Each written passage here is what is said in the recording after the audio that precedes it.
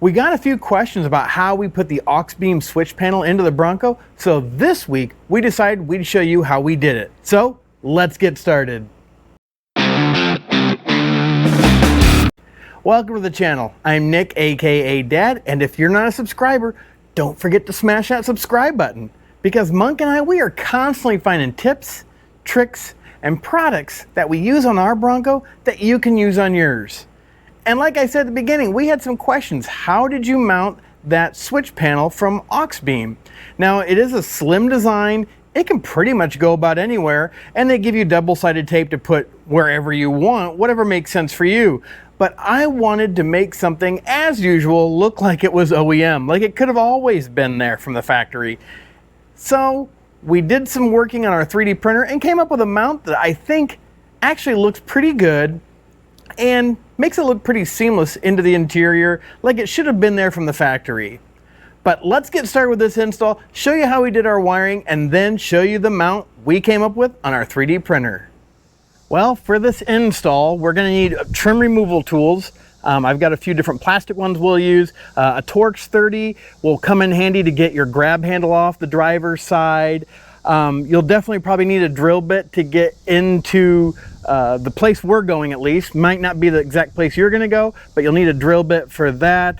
And you know, one of those wire snakes, we'll put a link down below to one I'm using. That definitely comes in handy sometimes to run wire.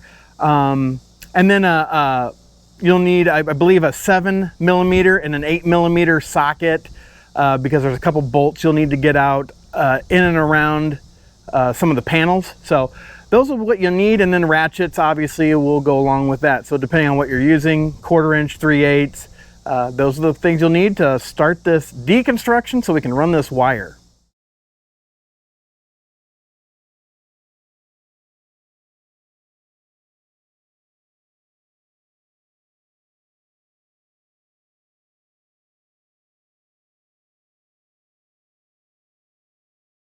So to start, we end up first taking off the side handle here, which then enabled us to take off this panel, which sits right back in here. Sorry for the glare, looks like the sun's just getting us just right, but took off this panel here, which then allowed me to feed the auxbeam wiring, the sheathed wiring up through here. You can kind of see it back in there. See if I can get my light back in there, but yeah. And then I've run it up along the weather stripping. I basically have the weather stripping hang off here and just brought it up here to where I got to here and had to figure out how to get it inside. Well, you can see I've taken off the visor, and basically it's a little plastic or metal piece that goes over the top. You just have to pop that off. You can see it right here. But yeah, it's just a cover, and then you have one 7mm bolt holding that in, and then you just slide it out. Make sure too, if you have the lighted mirrors, you've got a wiring piece here. So you've got a little hook here. So you got to kind of push it forward towards the hood and then slide it out. And hopefully what we're doing here, here's the cover for the side airbag. And I'm hoping to go from here over through here is what our plan is. So we'll keep on dismantling the interior. So what we did was we took off our handle, which is the 8mm bolts that are up here. That I had that bar tack grab handle here. Well, I took that off so I could get this piece off, which then allowed me to get this piece off, which is where the sun visor was connected to. And as I looked through out here, I could see the little dots at the top of the windshield. So we actually now have it through on the correct side of the pillar now, to where hopefully I'll be able to get over to here. So we'll keep moving here. Well, we have all the wiring tucked in behind that trim piece, and you can see I used a pretty good sized drill bit, because this end has the cap that screws on to the end that comes from the control box. So now that we have that, we've got our lights. We'll push this wire in, but this is the 3D print that Monk and I did. Let's see if I can get my light on there. Let's see. So here we go. But the crazy thing about this is that it's got two different curves. You got the curve at the top and then the curve throughout it, because this here obviously curves this way, but it curves up in this way too. So had to do a few different prints to get it right, but now that we do, we've got a little bit of an angle down, so we'll get it mounted, show you the final result.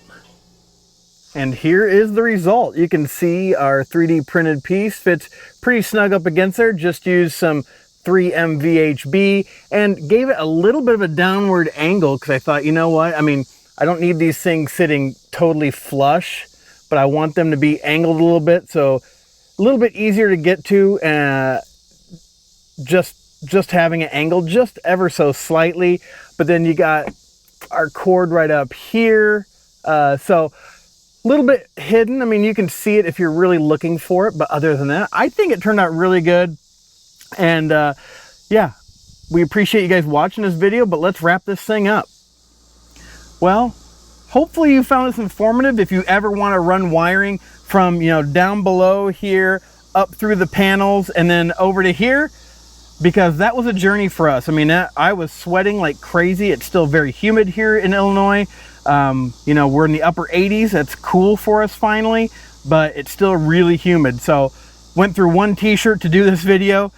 But yeah, just getting the wiring from down in the kick panel up and over, I really found that light coming through the window, which really showed me, oh, I need to go forward, and then pulling it across.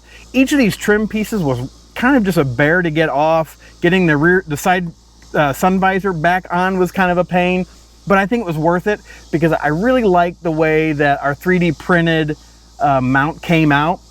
I don't know if we're gonna sell them or not. I definitely made it easier for us, and I liked it that it's angled a little bit to give it kind of an OEM look, but a little bit easier to get to instead of just being flat. But yeah, we'll see. Maybe we'll print some more. If you guys are interested in one, I know, put a comment down below. Say, hey, I'm interested, and we'll get in touch with you and see what we can do. But yeah, it's been fun.